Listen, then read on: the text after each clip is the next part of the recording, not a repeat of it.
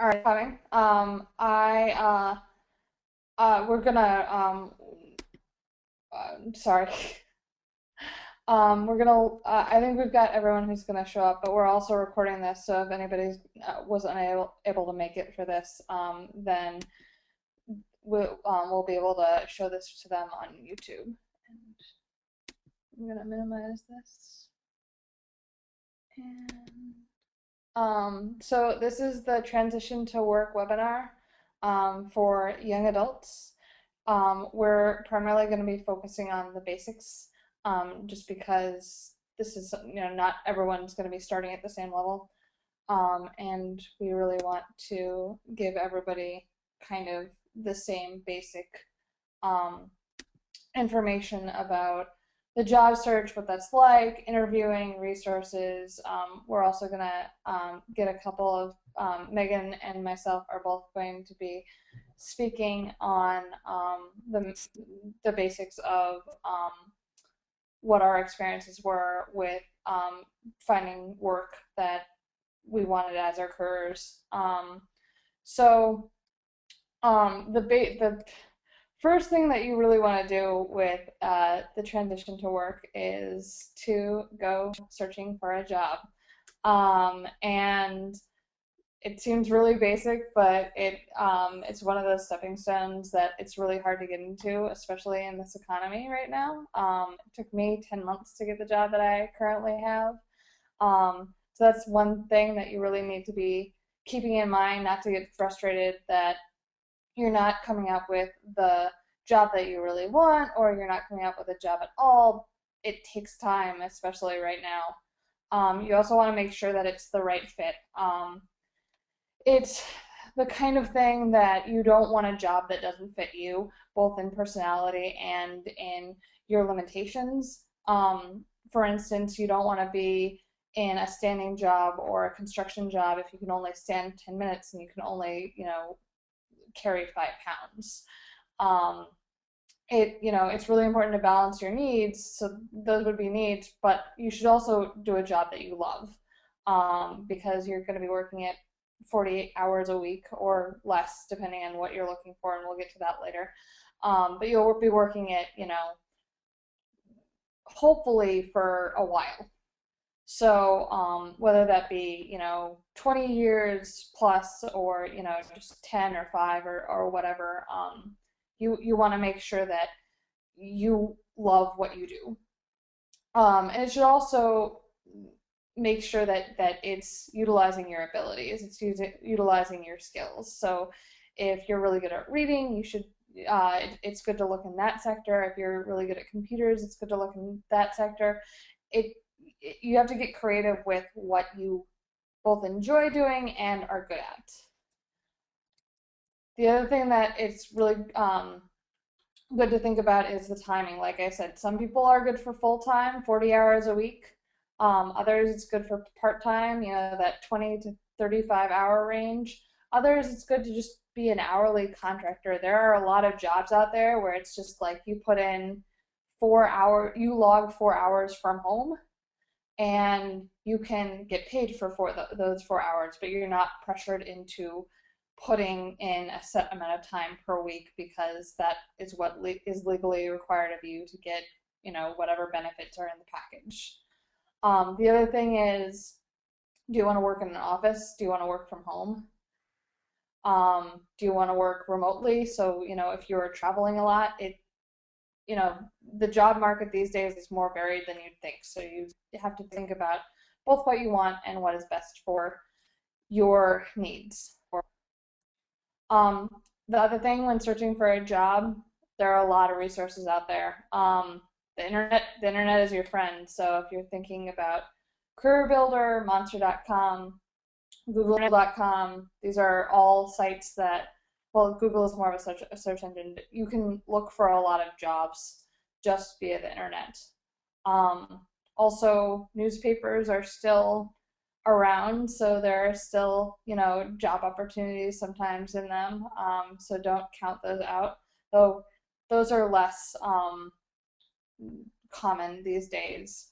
Um, Resource centers at school, both college and high school, are really good for making sure that you're making that transition either to college if that's where you're headed or into a career type job. And it's really useful to utilize those. I know they're like weird danger. They're weird places because you don't go to them on a daily basis, but it's really good to go to them because they have lots of pamphlets and lots of information, and the people who work in them are really knowledgeable about, narrowing down your ideas into something that is practical and you're able to go into. Parents, older adults, great for editing resumes, bouncing ideas off of, giving you that outside opinion because they are just they're the types of people that have been there before, they've gone through the process before, and therefore they're able to give you feedback on, maybe something that you're thinking of is too outside the box, or maybe that's you haven't thought of something that they can give you that perspective. Another thing is to keep it career oriented. Those hourly jobs that are part-time, that are cashiering or doing minimum wage work, they're great. They're easy to find and they're everywhere, but there's not always a lot of career oriented. There's not really a set career path in that. They pay okay, but there's not a whole lot of room for raises. There's not a whole lot of room for making it, and minimum wage doesn't really pay a living wage, so you're kind of stuck in that position where you're not really going anywhere. So the other thing that's really good to keep in mind when you're searching for a job is resumes. There are two types of resumes that we're going to go over. The first is the skills-based resume, which I highly recommend for anyone who is just out of high school or just out of college, because it focuses more on your skills rather than your jobs. So this is a really basic example that I just found on the internet of a skills-based resume. It lists your education first. You don't have to go to a university to use this. This is just a basic example. But it focuses more on the skills that you have and where you got them. So you can, instead of the way that job-based resumes are centered is you had this job and had certain responsibilities within that job. The skills-based resume, you can say, I have these skills based on these experiences. And that can be anything from volunteer work,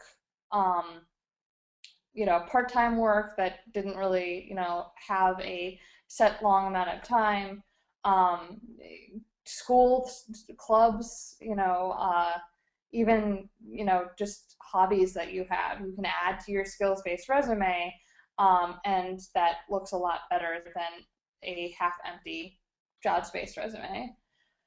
The jobs-based resume is important though, because that's more typical of when you think of a resume, this is how something looks like. So for those who have never seen a resume before, this is probably a good sturdy example. And it lists all the jobs that you've had in order. So it goes the most recent first, and that's just because when you give your resume to someone, they want to know the skills that you have established most recently, so the things that are freshest in your mind. And after that is your education, and then it gives a little section typically for the other skills that you have. In this example, it's languages, and apparently this person's like insanely well skilled, because in their skills is that they're a part-time professor at Miami-Dade Community College.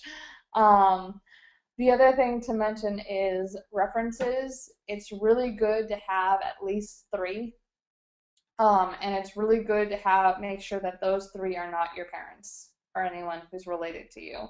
Because while your parents, I'm sure, will give a glowing review of you, the people that are the jobs that you're applying to, they know that your parents are going to give a glowing review of you, and they're looking for someone who is a little less unbiased than that.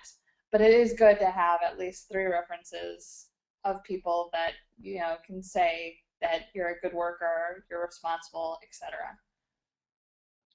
Other tips. Resumes are all about selling yourself. So don't be, this is not the time to be shy. You want to make sure that you are putting your best self forward in your resume.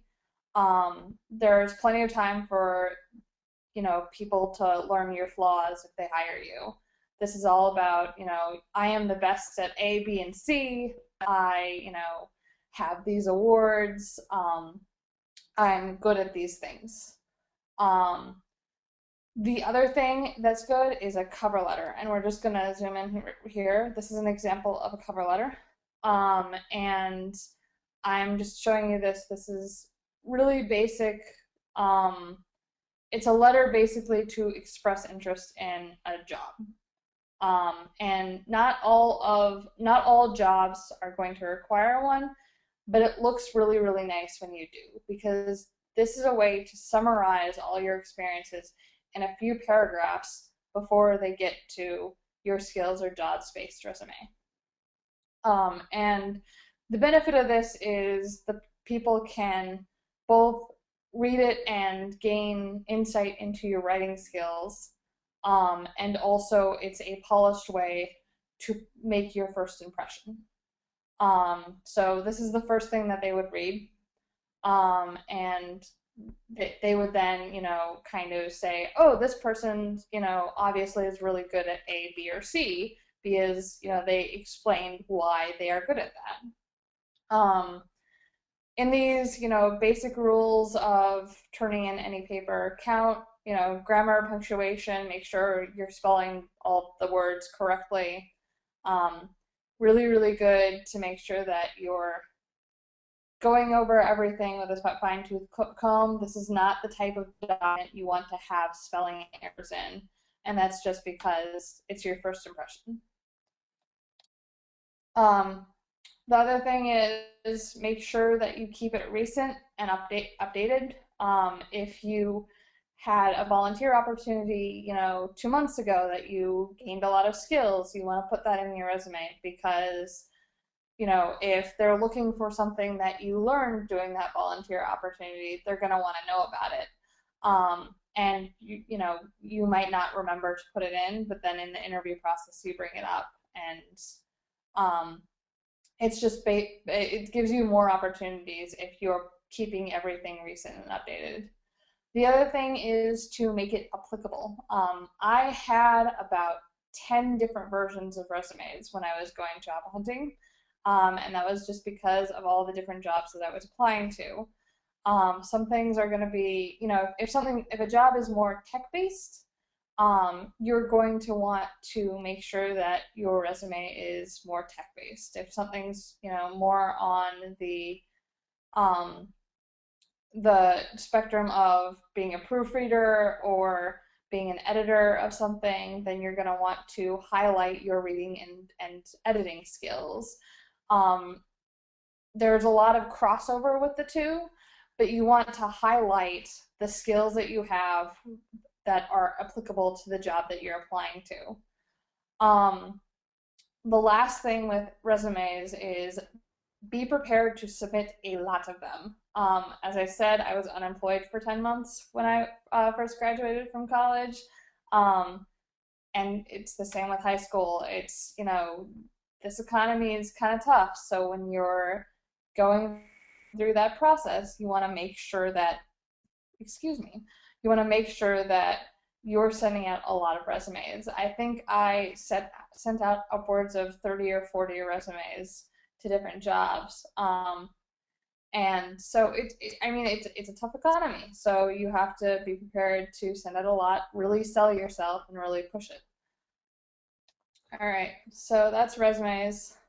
So once you send out the resumes, if you are persistent enough, eventually someone will give you a call back. Um, and this goes into the interview. Um, General tips on interviewing. Biggest thing is to sell yourself. Um, and I'm not saying, be as boisterous or outgoing as possible.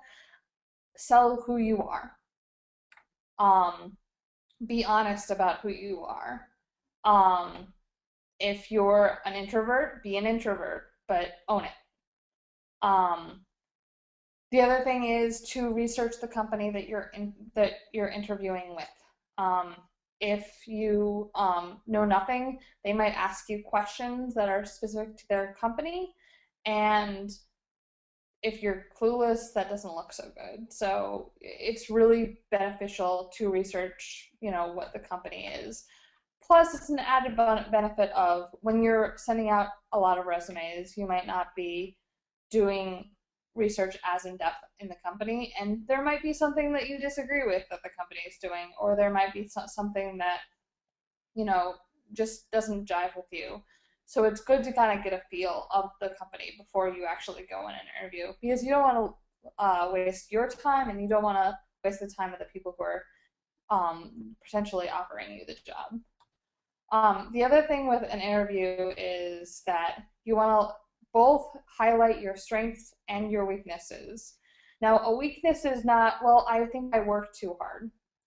A weakness is something that is generally a flaw, and this is the time to start bringing up a couple of the flaws, not a ton of them. You don't want to be listing off all the flaws in the world that you have, um, but they want to make sure that you can gauge what you're good at and what you're not so good at, because they want somebody who's able to work on themselves while they're working for the company. Because the more that you work on yourself, the better you are and the better the company does, is generally the philosophy. Um, the other thing is always ask questions at the end of the interview. Forbes.com and faststepcompany.com are two websites that have really good question lists for the company themselves. Um, and they range, I mean, the lists are long and varied, but a good question, for example, would be,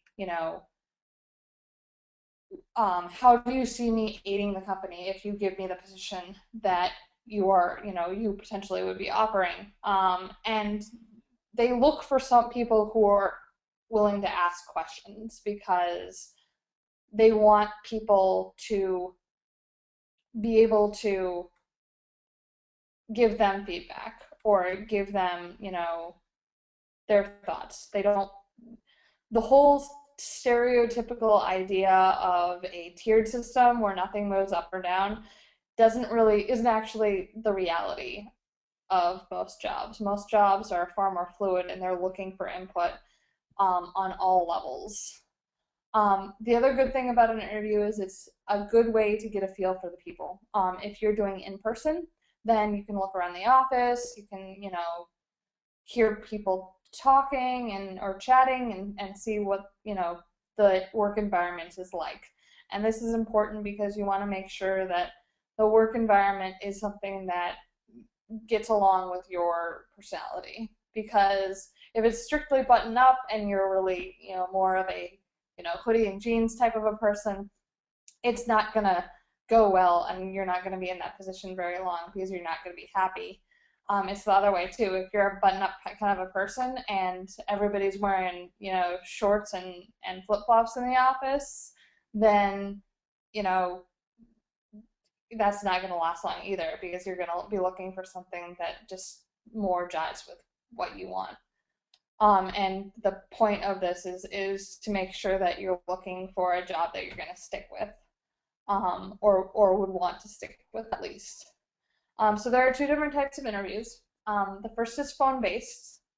This is usually what happens is the first interview is a phone-based one, and the second is a in-person one.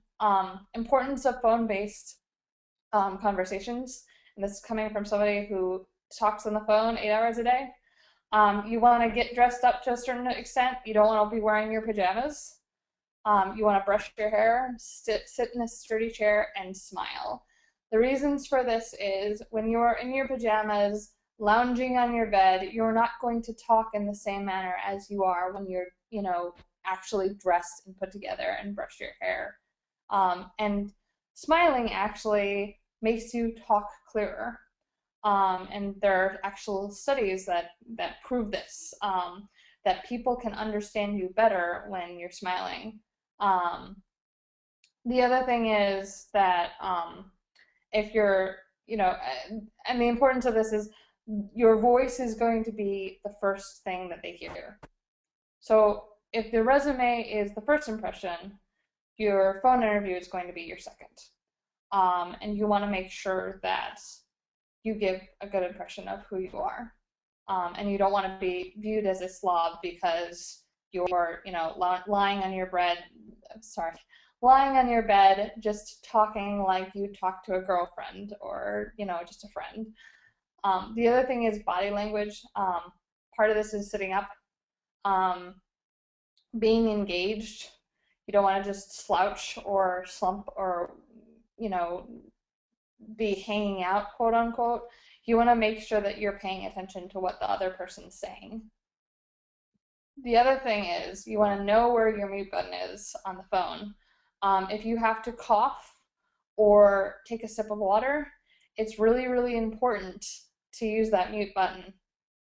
And part of this is being on the receiving end of these things.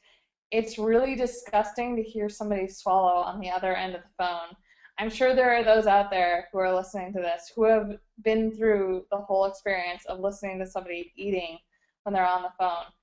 It's not really, it's kind of disgusting and really not that professional, and you want to be viewed as professional. So it's really good to use the mute button because then you can take a sip of water, or, if you're doing this at noon and you desperately need a bite to eat, you can, take a quick snack of something really fast while they're talking.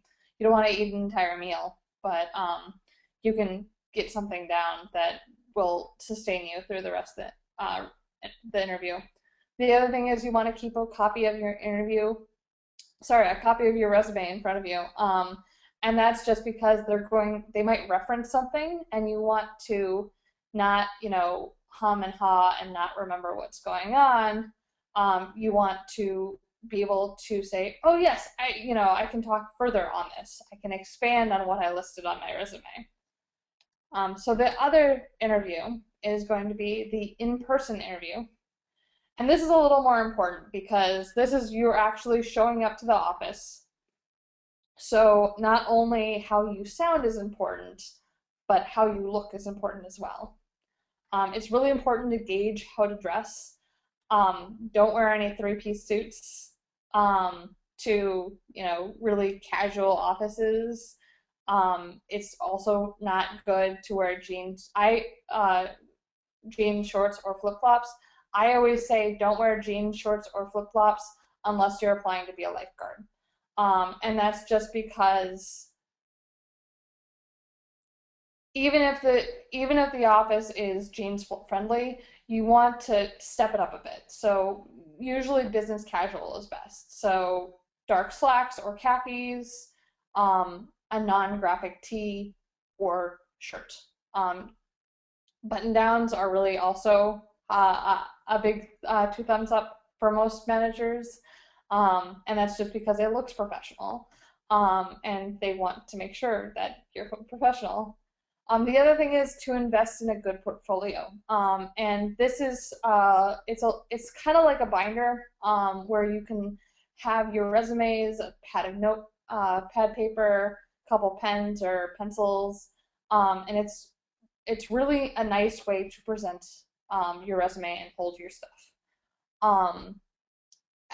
As with the portfolio, you want to make sure that you show up with copies of your resume. They might have lost one, or they might want a second copy because there's a second manager that is in your in the interview itself.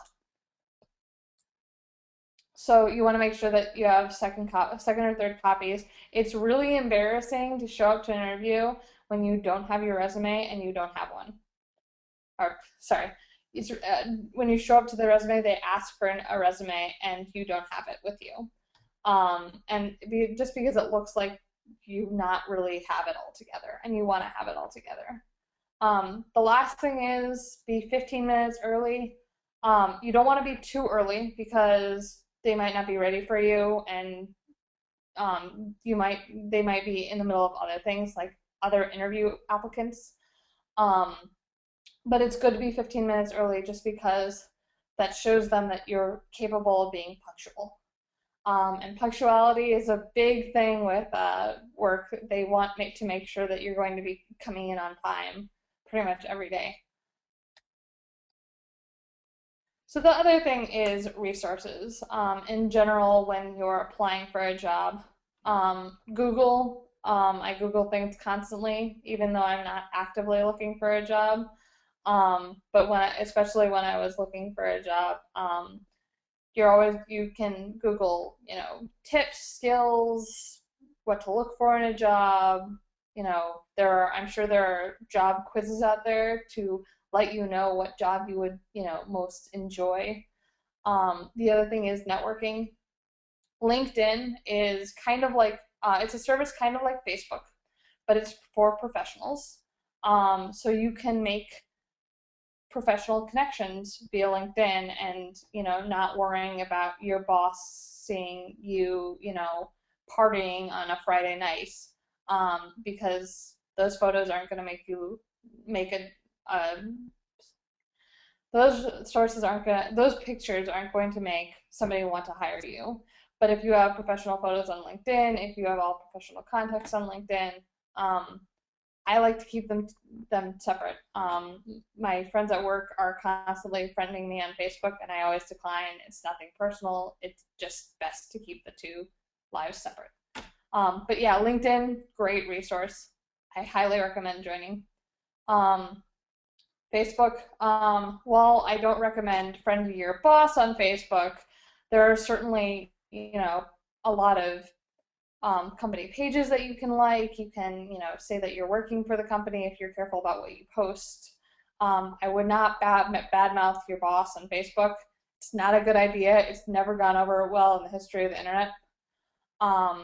The other thing is Facebook and Twitter both have pages or accounts of people that you can follow, or of companies that you like in the industry that you're interested in. And both of these are really good networking tools so that you can kind of expand your circle.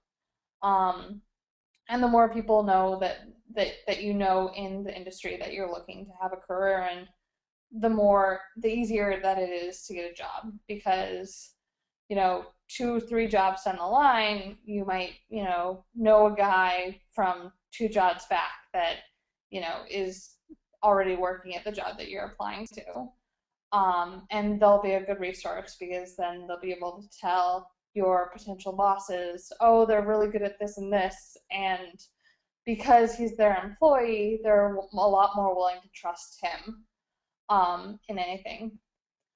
The other thing is that there are a lot of legal accommodations. I found out a lot of these when I was in my final year in college, but it's kind of amazing the things that they can't really say no to. One thing that I'm currently working on is getting a footrest for my office chair. And while this seems completely innocuous, the other thing is it's amazing how little changes to your office area can create big controversies. But if you need it medically, they can't refuse it. And it's important to research these things and know your rights, both state rights and national rights. And those two are completely separate. So whatever state you live in, I would highly recommend researching those accommodations as well as the national rights that you have. The last thing, as far as resources go, is all of us in the Noonan syndrome community need to support each other. And so we need to advocate for ourselves, but we also need to advocate for each other. And this isn't so much of, me calling, Megan up and saying, oh yeah, I'm currently jobless. Can you get me a job? This is more of making sure that, we have each other's backs and we're supporting each other and we're resources in that we can look over resumes or practice interviews or, help with the job searching. And that's the final resource, I think, is that we have to be a resource to each other.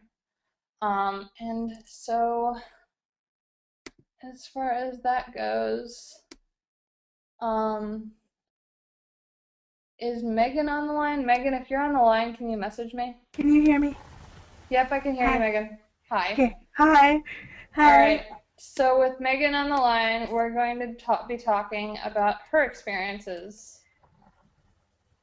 Okay. So, um, I graduated back in December of 2012, and honestly, since it was the middle of December and I just spent 2.5 years working my butt off in school, I took a break. Like, I didn't go out and find a job right away because I just spent, like I just said, I spent 2.5 years in school.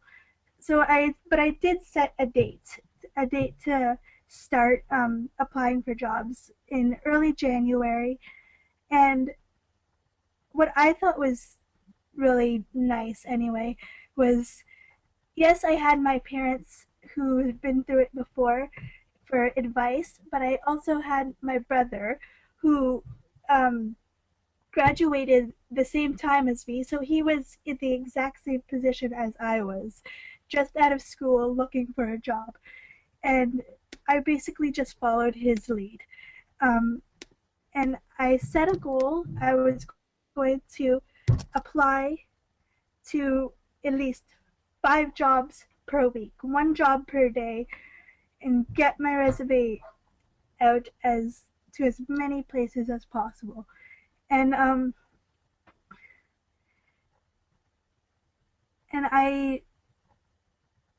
um I used all kinds of different like job search sites, like Kat mentioned, um,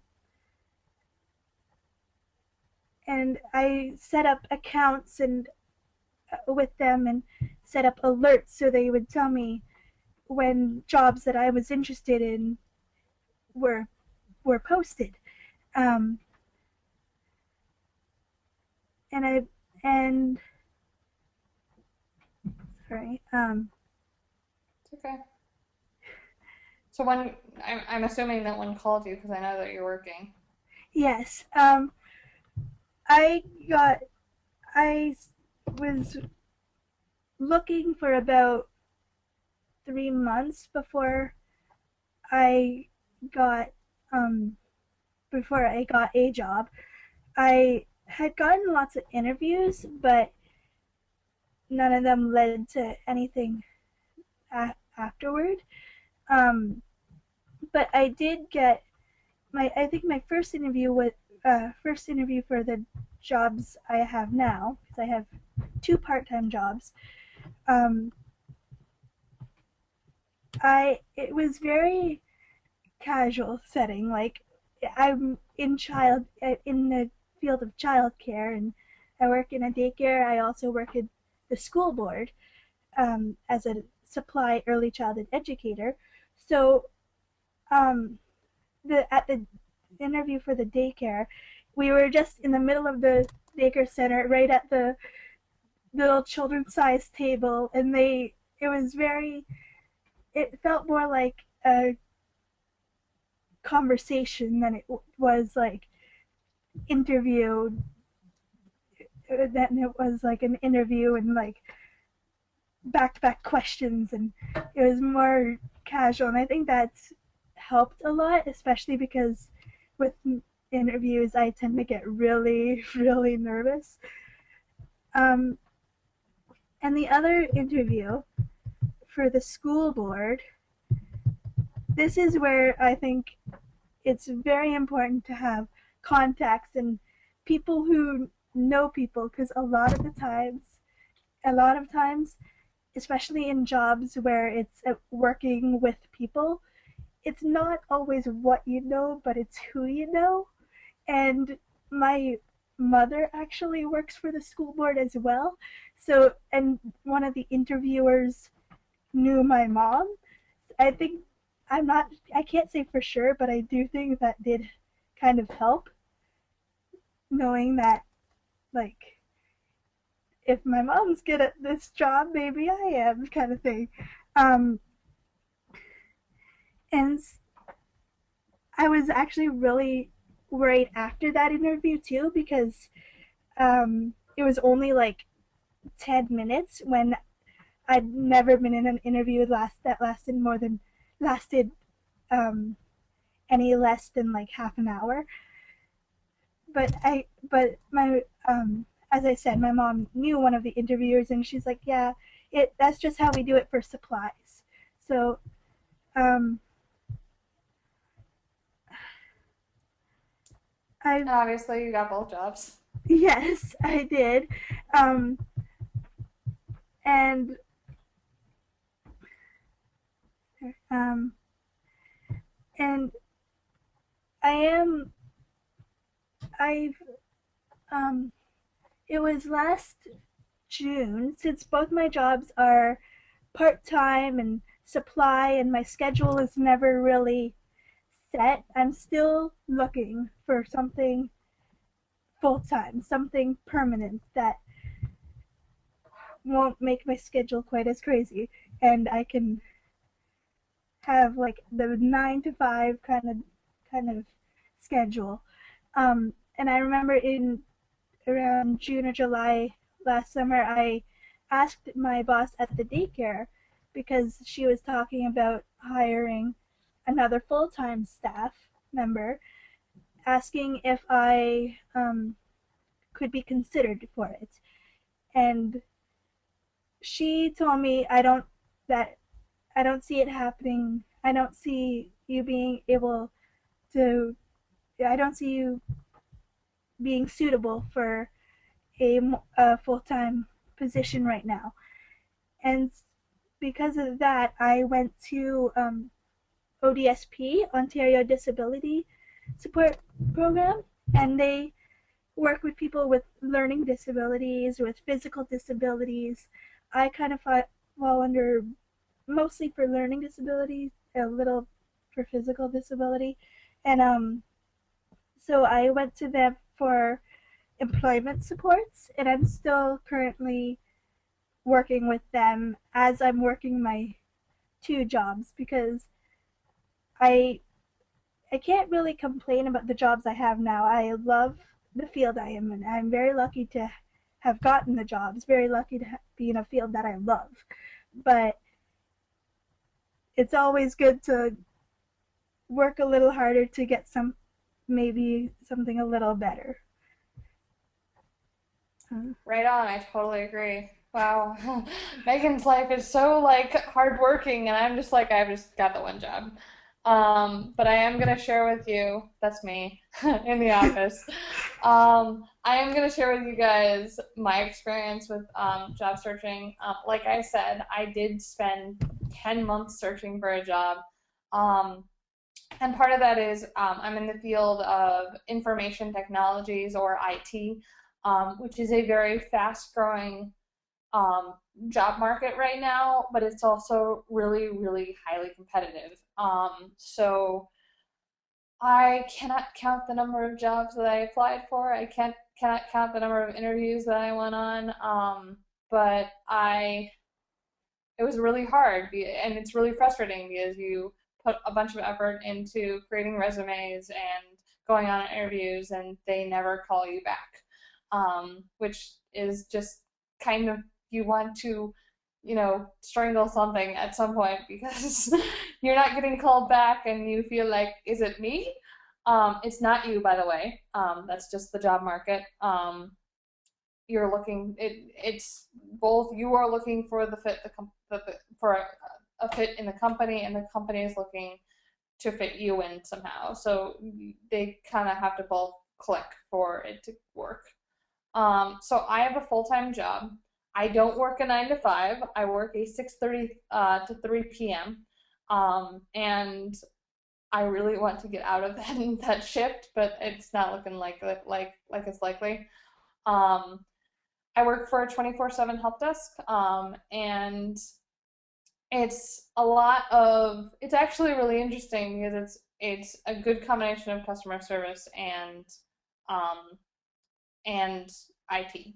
Um, but the way that I got the job was actually a cold call, which is a lesson um, in never underestimate what a cold call can do. A cold call is when don't um, you you email somebody without them posting something on the website. I had noticed that there was an old posting for this job on my college career um, center work like job board. The job posting had expired, but I thought that I'd email them my resume and cover letter anyway. I got a call back within a week. Immediately got an in-person interview, which had never happened to me. Normally they would call me on the phone and talk to me first. And you know, the next week I got a second interview and talked to the manager, who is now my boss. Um, and from there, I think it was about a 45-minute wait before they called me back a third time and offered me the job. So it was about a 2 week period that it took from the first call back or from my application to me being hired. Um, it included two in-person interviews, a test, which does not normally happen. I had to be tested on my Word, Excel, PowerPoint, and Outlook skills. Those are all important skills to have if you have an office job. If you're troubleshooting IT problems for people in office jobs, it's really important that you have those skills because you got to be better than the people who are calling in. Um, so I passed that test, obviously, and then it was a 6 week probationary period, which was training. And you get paid for the probationary period, but they can kind of let you go at any time. Um, so that was kind of nerve wracking. Once you were quote unquote on the floor, you were officially hired. And that was kind of the breath out because at that point I officially had the job. And obviously from the picture, I was really, really happy. I graduated in January of 2012. I didn't get the job till December of 2000. No, sorry, October of 2012. So it took a really long time for me to get the job. That just goes to show you there's something out there for you. The job hunt can get really, really frustrating for all of us. Um, but yeah, it's worth it because it's really rewarding having a job. And full time is great for me. Part time having two part-time jobs is great for Megan. Some people are great at just one part-time job. Others are great at hourly. It entirely depends on what you need it to be. So with that, are there any questions, comments, or concerns? Are you done? You're not done. We have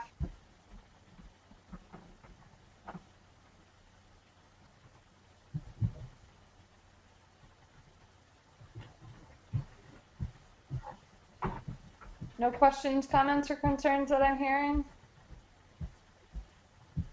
Going once, twice?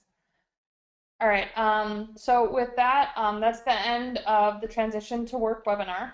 I will let you guys know that the second week in June is going to be a webinar that is more of a roundtable on um, kind of life management skills, and that's going to be on, how to deal with, if we've got lots of pills, how do we deal with that, how to deal with all those doctor's appointments that we all have, how to deal with, all this plus work, which is a challenge, I can tell you. Um, and just, how to manage everything all at once, because that takes, practice, and not even I have that down yet. Um, so if you have any questions, or, are watching this on YouTube later and have questions, comments, or whatever, you can contact me. I'm a member at large. I'm kat@teamnoonan.org. Um, also, be aware that we're going to have more webinars coming up after the conference this July. Thank you.